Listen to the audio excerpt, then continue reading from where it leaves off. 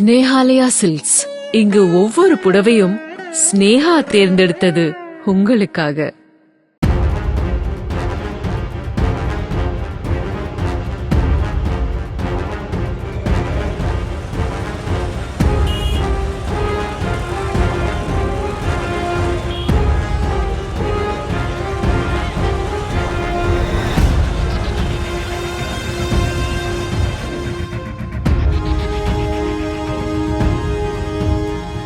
திண்டுக்கல் நாடாளுமன்ற தொகுதி Marxist communist கட்சி வேட்பாளர் சச்சிதானந்தத்தை ஆதரித்து கோபால்பட்டியில் பிரச்சாரம் மேற்கொண்ட திமுக எம்பி திருச்சி சிவா சாலை நடுவே நின்று பிரச்சாரம் செய்ததால் இரண்டுபுறமும் கடுமையான போக்குவரத்து நெரிசல் ஏற்பட்டது.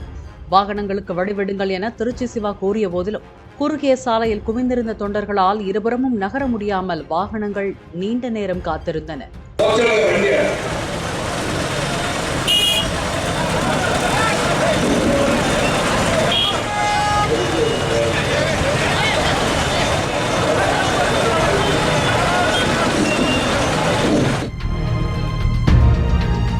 ஸ்னேஹாலயா சில்க்ஸ்.